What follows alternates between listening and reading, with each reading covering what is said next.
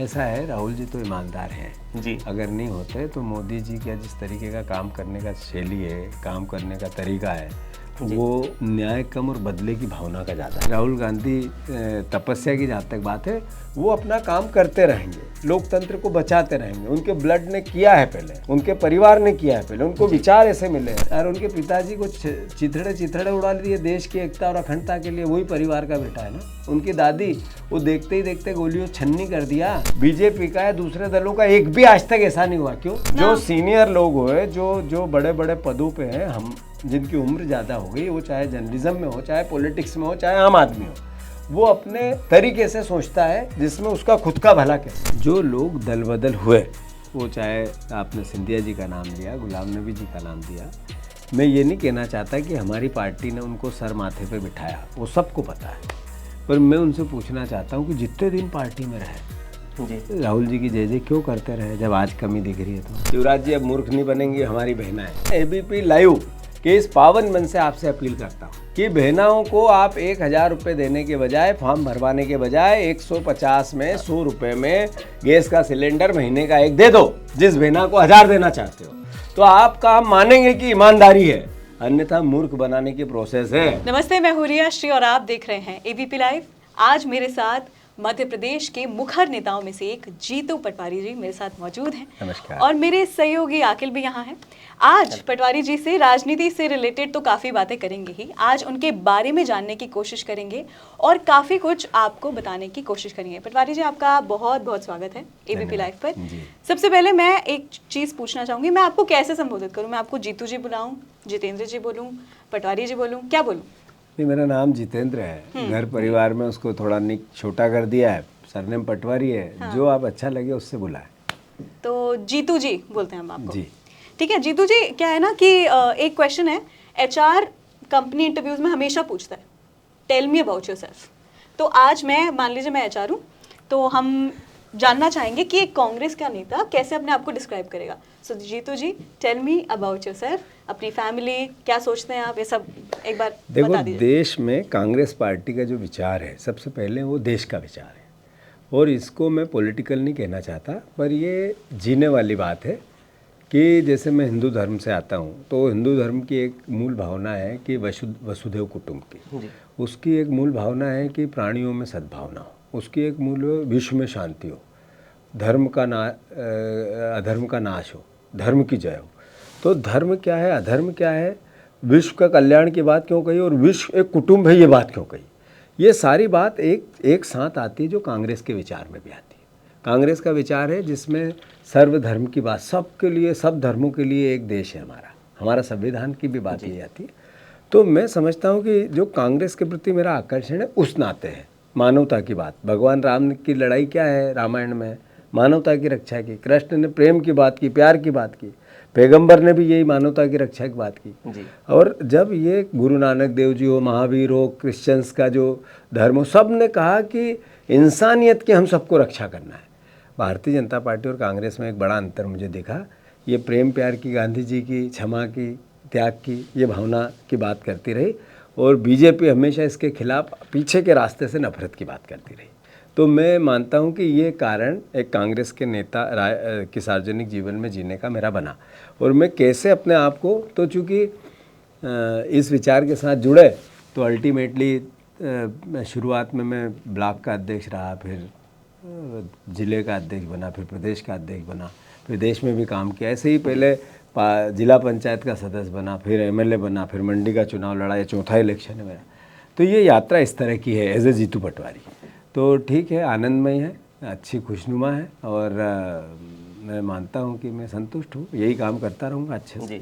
परिवार के बारे में भी कुछ बताया सर? नहीं, परिवार में तो हमारी पूरी फैमिली है, संयुक्त फैमिली है। मेरे मदर फादर है। मेरे फादर हमेशा मुझे इस बात को जीने के लिए हमेशा शिक्षा देते हैं कि एक ऑनेस्ट आदमी की अपनी वैल्यू होती है। ईमानदारी की कोई दिखेगा नहीं, बात नहीं करेगा उसकी, पर एक समय आएगा जब उसको रिकग्नाइज़ करेगा जी। उसके लिए बहुत कम समय आता है।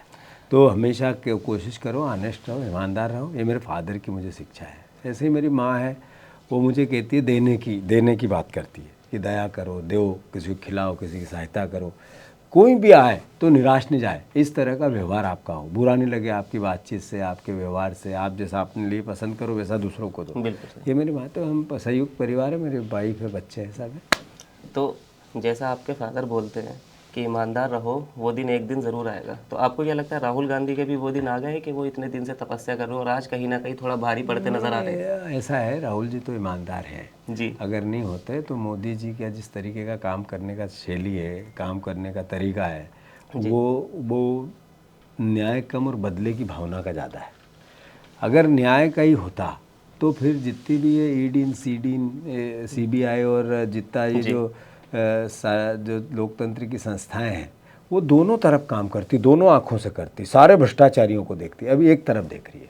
तो जो मोदी जी का काम करने का तरीका, अगर राहुल जी में कोई खराबी होती तो अभी तक तो बवंडर हो जाता। और सेकेंड, जो सरकार आई थी जिस 2 मुद्दों पे, वो आई थी कोल घोटाले पे और वो आई थी 2G पे। तो वो घोटाले पे एक भी गिरफ्तारी नहीं हुई है, न कहीं किसी का बुजित्ता बोला गया, उसके विपरीत चला है। तो राहुल जी एक ईमानदार व्यक्तित्व है वन, और जिस तरीके से वो बात कर रहे हैं, काम कर रहे हैं, जितना अच्छा, मेरा दोनों यंग हो आप, सवाल है, जितना क्रिटिसिज्म उनको झेलना पड़ता है, बिल्कुल, जितनी मीडिया के जरिए या सोशल मीडिया के जरिए, भारतीय जनता पार्टी के मैनिपुलेशन के जरिए, जी, उतना क्रिटिसिज्म झेलने के बाद भी अपनी बातों पे एक आदमी, एक व्यक्तित्व स्ट्रांग खड़ा रहना, यही बताता है कि he is a very nice man and strong man, right. तो मैं मानता हूँ कि राहुल गांधी तपस्या की जहाँ तक बात है, वो अपना काम करते रहेंगे, लोकतंत्र को बचाते रहेंगे। उनके ब्लड ने किया है पहले, उनके परिवार ने किया है पहले, उनको विचार ऐसे मिले हैं, आचार ऐसे मिले हैं, संस्कार ऐसे मिले हैं। उन गाली देने वाले 100 लोग हैं, उनसे मेरा सवाल है, भ्रष्टाचारी की बात अभी राहुल जी को लेके आपने जो सवाल किया, अरे उन्हीं के तो फोर फादर थे जिन्होंने आनंद और जो अहमदाबाद का जो पूरी संपत्ति, दिल्ली की या और कहीं की भी संपत्ति हज़ारों करोड़ की दान दी, वो संस्कार है ना उनमें। और उनके पिताजी को चिथड़े उड़ा दिए देश की एकता और अखंडता के लिए, वही परिवार का बेटा है ना। उनकी दादी, वो देखते ही देखते गोलियों छन्नी कर दिया। विचार करो, थोड़ी कल्पना तो करो। आज का यंग व्यक्ति इस बात को, बीजेपी का या दूसरे दलों का एक भी आज तक ऐसा नहीं हुआ, क्यों? मतलब एक सामान्य, एक बेसिक है। फिर जब पद, छोटा सा पद होता है जिसको लेने के लिए लोग लड़ते रहते हैं। मोदी जी ने प्रधानमंत्री पद लेने के लिए आडवाणी जी के साथ क्या किया, देश ने देखा जी, नहीं मैं गलत कह रहा हूँ बताओ। और सोनिया गांधी जी ने प्रधानमंत्री का पद त्याग दिया, ये भी देखा। चाहती तो बनती ना, बात बहाने कुछ भी। तो ये इस परिवार, इस फैमिली के संस्कार है। अभी राहुल जी, रिस्पॉन्सिबिलिटी आज का पॉलिटिकल आदमी लेता है क्या? नहीं लेता है। कुछ कारण बताता, हारा इसके लिए, ऐसा हो गया, तो ये गड़बड़ हुई इसलिए ऐसा, दूसरों पे ढोलता है, अपने पे नहीं लेता है। रिस्पॉन्सिबिलिटी अपनी है। राहुल जी के नेतृत्व में जैसे ही हारे हम, अभी पिछला लोकसभा का उन्होंने त्यागपत्र दे दिया। आप लोग कहते रहते थे, मीडिया के लोग, अरे आप भी तो दिखाने के लिए दिया है, थोड़े दिन बाद पीछे के रास्ते से ये आ जाएंगे, तो माँ कान, बेटे कान, बहन कान, ऐसी पार्टी वैसी पार्टी, ऐसी कहा था ना। बिल्कुल, उनने जो कहा, खड़े रहे नहीं रहे या नहीं रहे? कांग्रेस पार्टी ने जवाब दे दिया। यंगस्टर, आप लोग नहीं समझोगे इस बात को, न समझाओगे आने वाले हमारे परिवार के साथियों को, तो फिर देश कैसे संभलेगा? जो सीनियर लोग हुए, जो बड़े बड़े पदों पे हैं, हम जिनकी उम्र ज़्यादा हो गई, वो चाहे जर्नलिज्म में हो, चाहे पॉलिटिक्स में हो, चाहे आम आदमी हो, वो अपने तरीके से सोचता है जिसमें उसका खुद का भला कैसे हो। यंगस्टर हमेशा न्याय के लिए सोचता है, बदलाव के लिए सोचता है, क्रांति के। तो इसीलिए आप दोनों के माध्यम से ये बात कह रहा हूँ। बिल्कुल, इसीलिए जब भारत जोड़ो था या कुछ भी था, ऐसी कोई खबर नहीं होगी पटवारी जो हमने मिस की थी। इसीलिए आज मैं, धन्यवाद आपको। बिल्कुल, और ये क्योंकि ऐसी खबरें लोगों तक पहुंचनी चाहिए, तो हमने अपना पूरा बैकिंग बिठाई हुई थी, हमने सब कुछ देखा और दिखाया भी। अब मध्य प्रदेश की बात कर लेते हैं। दावा है कि सरकार कांग्रेस की बन रही है, इसका मैं जानना चाहूंगी कि आपके हिसाब से जमीनी आधार क्या है? कांग्रेस की सरकार ही थी वहाँ, उसको लूट लिया है, वापस लेना है लुटेरों से। सरकार के विधायकों को खरीद लिया, 20-20, 22-22, बदल दिया, दल बदल करा दिया। तो ये क्या होता है? लोकतंत्र की लूट ही तो बोलते हैं इसको। तो जनता चाहती है कि लोकतंत्र की जो लूट हुई है उसको वापस मैपअप करके जिसकी थी उसको दें। तो कमलनाथ की सरकार थी, कमलनाथ को मिलेगी। मेरा सवाल ये है सर कि हम तो समझ जाए, जैसा आप कह रहे हैं कि यंगस्टर आप लोगों को समझना चाहिए और हम तो समझ जाए, लेकिन आपकी पार्टी के जो पुराने नेता थे अब बीजेपी में आ गए हैं, सिंधिया जी, आज ही उन्होंने पीसी की, काफ़ी मुखर बोले वो, इतना पहले कभी नहीं बोले जितना क्या आज बोले बोले। राहुल गांधी जी के खिलाफ के वो कांग्रेस के खिलाफ काफ़ी कुछ बोले, खैर वो लंबी बात चली चलो, जाएगी। ठीक है। गुलाम नबी आज़ाद जी, तो क्या ये अपनी ही पार्टी में जो रहे हुए लोग हैं वो नहीं समझ पा रहे ये चीज़? ऐसा होता है पॉलिटिक्स में, सार्वजनिक जीवन में विचारों के साथ जीकर देश की और राजनीति की सेवा करने वाले लोगों की एक वैल्यू है। जी जो लोग दल बदल हुए, वो चाहे आपने सिंधिया जी का नाम लिया, गुलाम नबी जी का नाम दिया, मैं ये नहीं कहना चाहता कि हमारी पार्टी ने उनको सर माथे पे बिठाया, वो सबको पता है। पर मैं उनसे पूछना चाहता हूँ कि जितने दिन पार्टी में रहे, जी राहुल जी की जय जय क्यों करते रहे? जब आज कमी दिख रही है तो अंदर भी तो बोल सकते थे ना। ऐसे ही गुलाम नबी जी पार्टी में थे तब तक सब अच्छा हरा हरा, जैसे ही उधर गए ये ईडी, जब भी तो हम राहुल जी बार बार ये कहते हैं कि लोकतंत्र खतरे में है। क्यों है लोकतंत्र खतरे में? विधायक 500 से ज़्यादा दल बदल हो गया और उनकी जो दल 12 सरकारें गिर गई, अखबार और टीवी की खबरें बनी पैसे की, कई लोगों के पास अरबों रुपए पकड़े गए। और विधायकों का दल बदल के बाद जिस तरीके का केंद्र सरकार का जो योगदान था, जो व्यू था, वो देखा लोगों ने, देश के प्रधानमंत्री का भी देखा। तो मैं मानता हूं कि लोकतंत्र की रक्षा के लिए जो ये दुरुपयोग किया जा रहा है उसके कारण भी कई लोगों को बोलना पड़ रहा है। हेमंत विश्वास शर्मा जी बंगाल के 4-5 नेता है, बंगाल से आते हैं जी, ऐसे 50 जने की लिस्ट है जो बीजेपी में है, उसकी वॉशिंग मशीन में डले वो जो एजेंसी ढुल गए। तो ये बात पॉलिटिकल नहीं है, ये देश की बात है कि देश की जनता देखे भी सही। जैसे शुरुआत में मैंने कहा कि मोदी जी की एक आंख से न्याय करते हो, दो आंख से नहीं करते, दोनों हाथों से भी न्याय नहीं करते, एक हाथ से करते हैं। बीजेपी के लोगों के या उनके समर्थकों के लिए अलग, जिस मीडिया संस्थान ने उनके खिलाफ बात कर दी उसके यहाँ सीबीआई और इनकम टैक्स क्यों? और जो जे करते रहते हैं उनके साथ फोटो क्यों? मैं जो एंकर रोज मोदी जी को इधर उधर से उनके हिसाब से बात करता है, उनके एजेंडे के हिसाब से, उसके साथ सेल्फी, और जैसे ही कोई एंकर ने गड़बड़ करी या संस्थान ने करी उसके यहाँ सीबीआई। ये देश को आप और नए लड़के बच्चे नहीं बचाएंगे तो कौन बचाएगा? ये बात मैं नहीं बोलूँ, अगर इस उम्र में तो फिर कौन बोलेगा? तो ये आप लोग सहायता करो। बिल्कुल जीतू जी, अभी आपने देश की बात करी और मैं बिल्कुल अग्री भी करती हूँ आपकी बात पे, कई मुद्दों पे। नहीं कई नहीं, कौन से पे नहीं एग्री करते हो बता? कि आपने जब चलिए हम बात करेंगे उस बारे में। पर जीतू जी एक बात बताइए, अगर बीजेपी कर पा रही है ऐसा तो सवाल उठता है कि क्यों? अगर हमेशा अनुभवी वर्सेस युवा नेता की बात होती है, अगर वो अपने खेमे में ला पा रहे हैं विधायक तो कहीं ना कहीं तो गड़बड़ है ही। G23 गुट भी है, तो ये क्यों हो पा रहा है? अपना क्या देश के लिए एक स्ट्रॉन्ग विपक्ष होना कितना ज़रूरी है, ये बात हम सब जानते हैं। स्ट्रॉन्ग ऑप्शन, स्ट्रॉन्ग विपक्ष, और भारत जोड़ो के बाद ये लगा स्ट्रॉन्ग लीडर, और सबको बहुत उम्मीदें हैं जीतू जी। इसीलिए मैं आपसे पूछना चाह रही हूँ कि ऐसा क्यों हो पा रहा है आपके हिसाब से? ऐसा है कि मैंने अभी यूँ तो विस्तृत में आपको बता दी कि लोकतंत्र में दल बदल क्यों होता है। क्यों होता है? जो आप वोट करते हैं भरोसे से करते हैं, जिसको करते हैं वो इधर हो जाता है, देते हैं दूसरे व्यू के लिए। ऐसा क्यों होता है? ऐसा 3 कारण से ही हो सकता है। या तो जिस व्यक्ति को आपने चुना उसको सत्ता का लालच हो, या जिसके पीछे इस तरह की गतिविधियां हो जिससे कि वो डर के मारे उधर चला जाए, और तीसरा उसका लालच या आर्थिक प्रलोभन। चौथा विषय तो नहीं हो सकता है। चौथा इसलिए नहीं हो सकता है कि उसका मन परिवर्तित हो गया। वो कहता है मन परिवर्तित हो गया, तो इतने साल से मन क्या खराब चल रहा था, परिवर्तित एकदम से क्यों हुआ? मतलब एक सामान्य, हम एकदम से तो कोई निर्णय लेते नहीं है। रही बात स्ट्रांग लीडर की, तो ये लोग लालची, करप्ट और सत्ता के लोभी होते हैं जो ऐसा करते हैं। ये मैं नहीं कह रहा हूँ, ये उनकी वर्किंग के लिए। जहाँ तक प्रश्न है स्ट्रांग लीडर का, आपको पता है कश्मीर से कन्याकुमारी तक देश में मात्र एक शंकराचार्य जी थे जिन्होंने पद यात्रा की थी, और उन्होंने पूरी पैदल यात्रा की मानवता की रक्षा के लिए, देश की रक्षा के लिए, भारतवर्ष की रक्षा के लिए। उसके बाद एक मात्र व्यक्ति, मैं कंपैरिजन नहीं कर रहा हूँ, पर एक मात्र व्यक्ति राहुल जी हुए, उन्होंने यही बातें की कि लोकतंत्र बचाना है, देश में गरीबी बढ़ रही है, बेरोजगारी बढ़ रही है, असमानता बढ़ रही है, अमीर और गरीब का भेद बढ़ रहा है। इसी संस्थान में जिसमें हम बात कर रहे हैं, एक एम्प्लॉय की तनख्वाह और एक एम्प्लॉय की तनख्वाह में जमीन आसमान का अंतर है। तो ऐसा क्यों? जीने के लिए इस देश में सबका अधिकार है।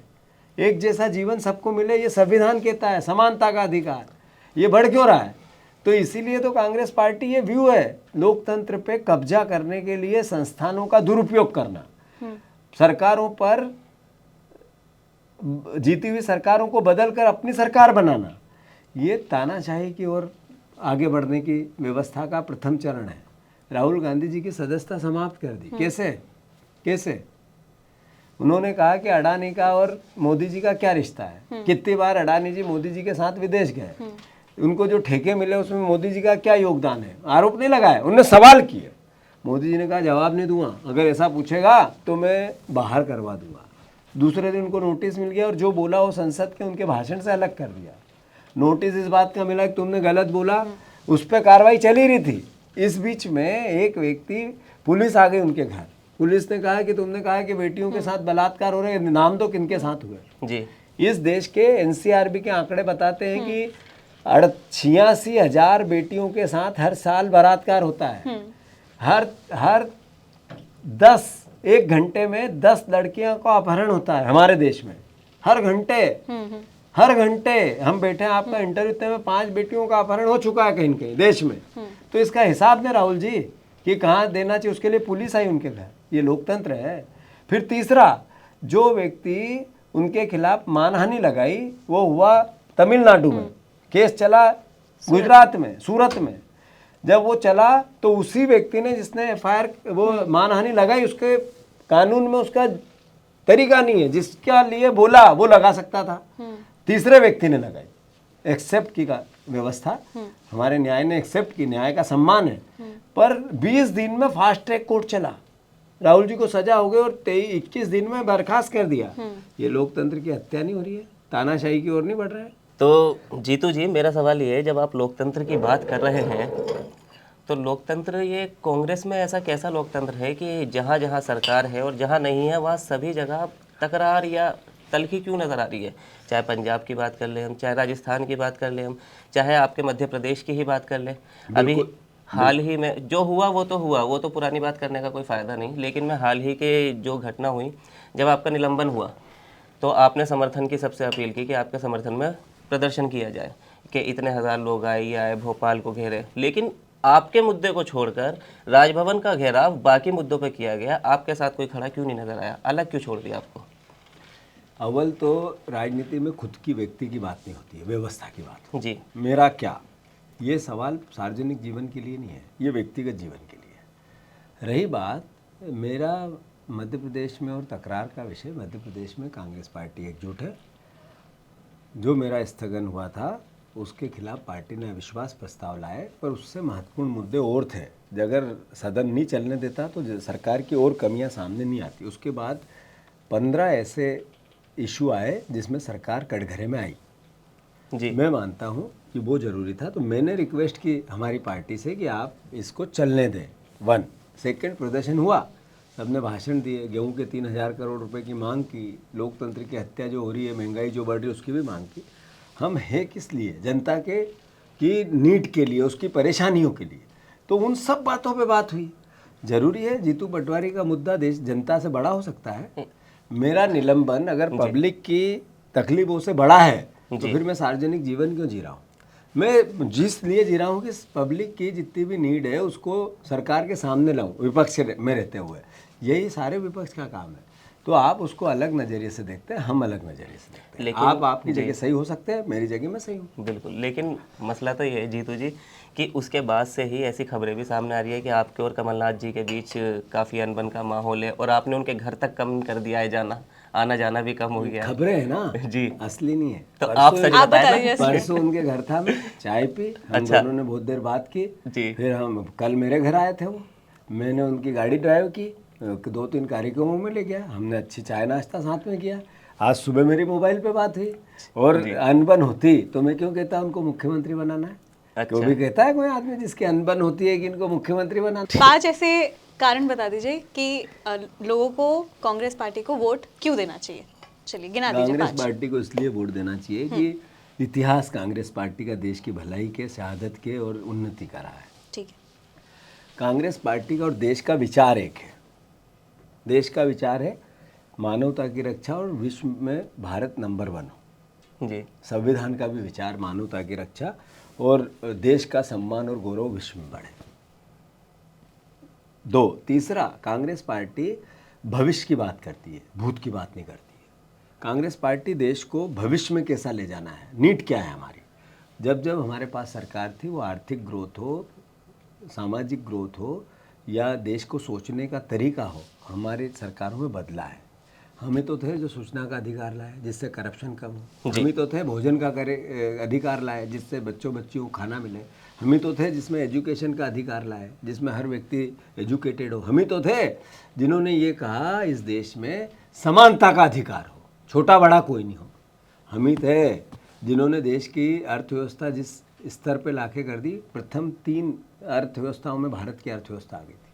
हम ही थे जो देश के गरीबी के उन्मूलन से बाहर लेके आ रहे थे। आज ये सब रिकॉर्ड में है, मेरा कोई मुंह जबानी बात नहीं है, लिखी हुई बातें हैं। उसके बाद जो मोदी जी आए, उन्होंने सबसे गरीब देश हमारा बनाया। सरकार अमीर है, देश गरीब है। देश कैसे गरीब है?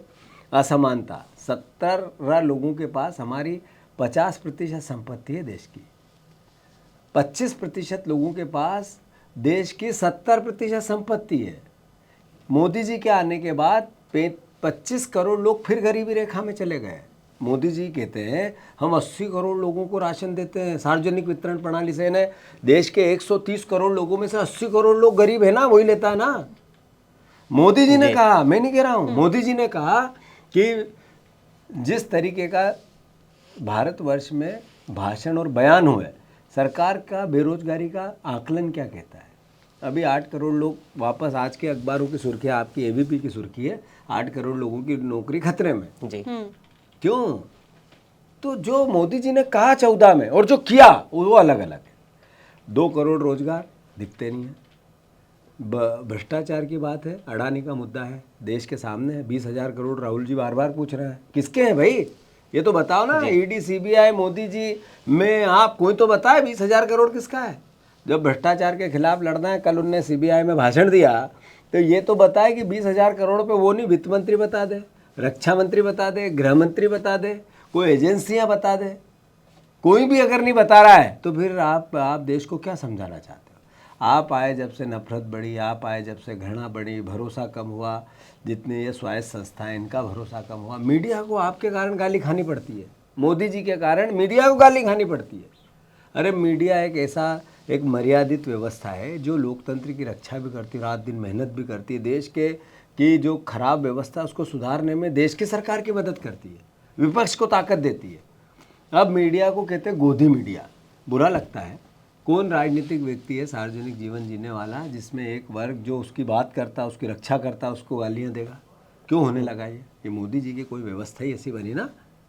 इसलिए कांग्रेस के 5 कारणों में से एक कारण है, इसलिए होनी चाहिए। और तो गथवा देश में अगर विश्व गुरु बनाना है, जो राम और कृष्ण का, पैगंबर का और गुरु नानक देव जी का, महावीर का भारत बनाना है, तो फिर मोदी जी को हटना जरूरी है। वो जब से आए, जब से नफरत बढ़ रही है। रामनवमी के जुलूस के दिन पहले जो खबरें आती थी, वो आती थी इतने लोगों का भंडारा हुआ, ऐसी पूजा हुई। अब रोज़ दंगों की बात आती। क्यों? आप इन सारी चैनल चला रही थी, लेकिन इतनी नफरत क्यों है? किसी भी वर्ग में नफरत क्यों है? लेकिन सर, ये सरकार का दायित्व है कि नहीं कि नफरत कम हो? देश के नागरिक हैं, सब मिलजुल के रहे। ये ना है या नहीं है? जीतू जी, लेकिन सब कारण है। इसलिए देश के लोकतंत्र को बचाना है, देश की उन्नति करना है, बेटों को अपने अधिकार संपन्न देश बनाना है, बच्चों को रोजगार दिलवाना है, किसानों को समृद्ध करना है, तो कांग्रेस को लाना है। लेकिन जीतू जी, बीजेपी के नेता तो अपना डंका पीट रहे कि देखो यूपी में हमारी सरकार है, कहाँ एक भी दंगा हुआ, सबसे बड़ा राज्य, सबसे ज़्यादा आबादी। मैं विषय पे नहीं जाना चाहता और पर्टिकुलर किसी प्रदेश की बात, मैं व्यवस्था की बात करना है। सरकार का दायित्व भी नहीं हुआ तो बधाई उनको जी, पर ये हो रहे हैं, उसके लिए दोषी कौन है? मतलब एक समझने की बात है। नए नए बच्चे हाथों में डंडे, तलवार, झंडे और ले के अलग अलग, मतलब अल्टीमेटली कल वहाँ गए हैं, आज यहाँ आएंगे जी, परसों और कहाँ जाएंगे, किसी के घर पे जाएंगे। आज धर्मों की बात हो रही, फिर जातियों की बात होगी, फिर जातियों की बात के बाद फिर जातियों में जातियाँ, उनकी बात होगी। फिर कैसे देश चलेगा, समाज चलेगा भाई। आपने बेरोजगारी की भी बात करी, तो आपकी सरकार आएगी तो क्या बेरोजगारी से रिलेटेड भी कोई गारंटी आप देंगे? राहुल गांधी जी बार बार बोल रहे हैं कि चाइना से मुकाबला है रोजगारी को, वो 50,000 रोजगार हर घंटे देते हैं, हम 500 रोजगार हर घंटे अब तो घटाते हैं, जब देने की बात होती थी। तो ये देश में हमारे बच्चे पूरे विश्व में, हमारी जो ताकत है, ये इतनी बड़ी जनसंख्या पूरे विश्व में जाती थी काम करने के लिए, अब भी जाती है, पर रेशियो घट गया है। दूसरे विश्व के देशों ने अलग अलग नाम्स बना दिए कि हमारे देश के लोग वहाँ कम जा पाए, चेक करवा जी। तो कहने का अर्थ ये है कि हमारे बच्चों को रोजगार मिले, इसके लिए सबसे ज़्यादा जरूरी है जगह जगह, गांव गांव, कस्बे कस्बे इस तरह की व्यवस्था बने कि जहाँ रहने वाला है व्यक्ति उसी को वहाँ रोजगार मिले। पूरे देश में इस तरह का एक स्ट्रक्चर की तैयारी करना आवश्यक हो गई। रॉ मटेरियल एग्रीकल्चर देश है हमारा, उससे लगे हुए जितने भी प्रोडक्ट हैं, रॉ मटेरियल जो एग्रीकल्चर का है, उसकी जितनी उत्पादन इकाइयाँ हैं वो जगह जगह अलग अलग खोलने की, जिससे बच्चों को वहीं काम मिले, खेती के साथ मिले। खेती को मजबूत करने की, कृषि को मजबूत करने की बात करनी पड़ेगी।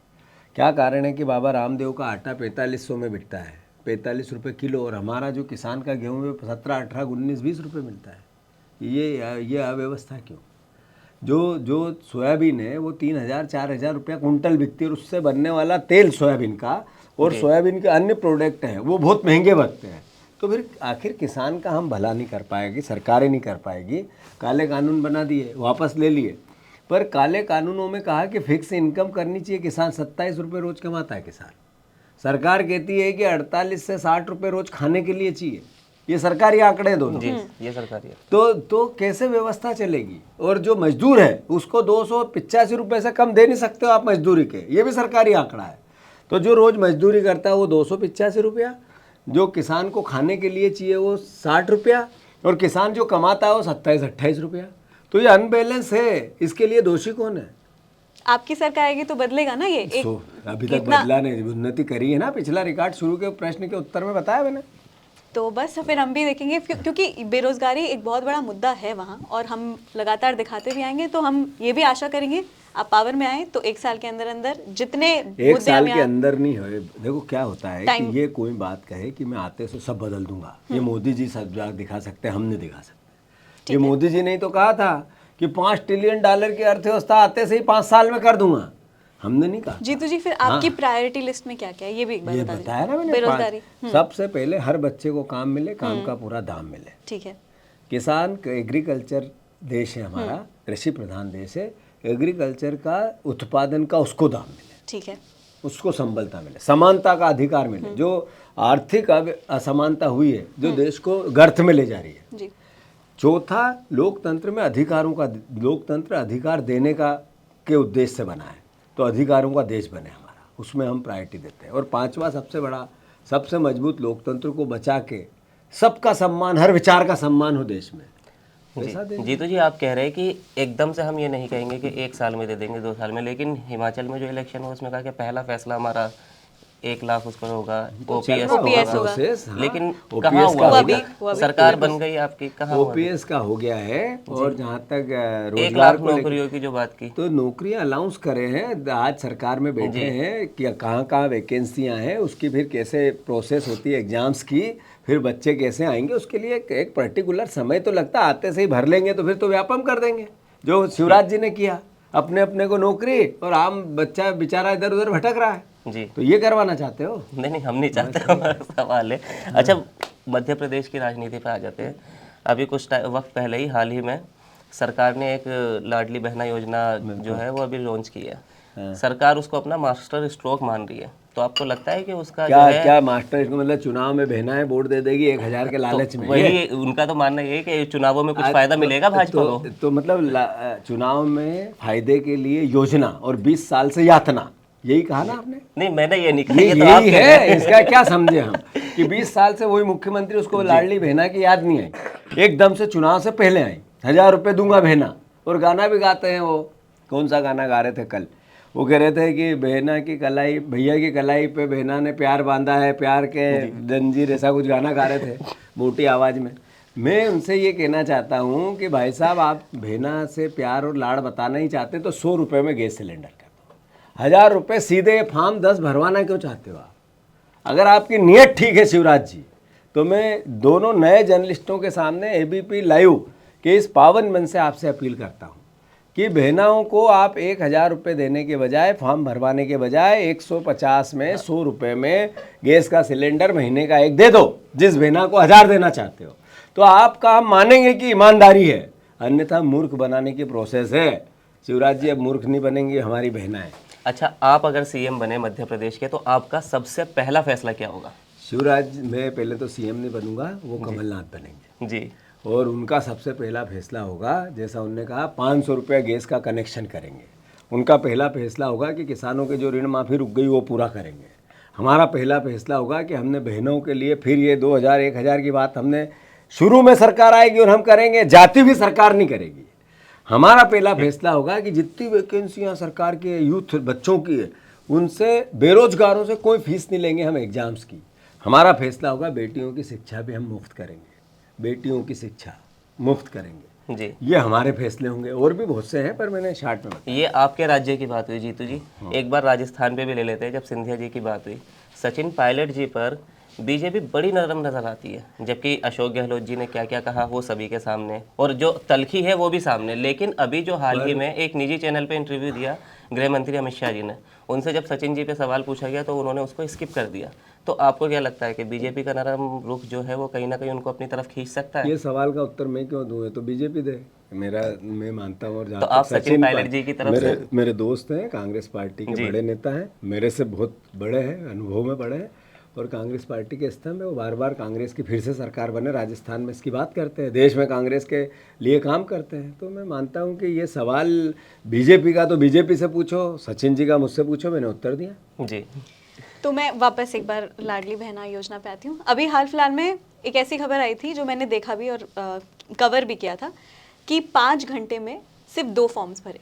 ये सब भी इशू है। अगर बीजेपी का कोई नेता आता है तो मैं ये भी उनसे पूछूंगी कि अगर इतनी बड़ी योजना उन्होंने चलाई है तो इतना मिसमैनेजमेंट क्यों है।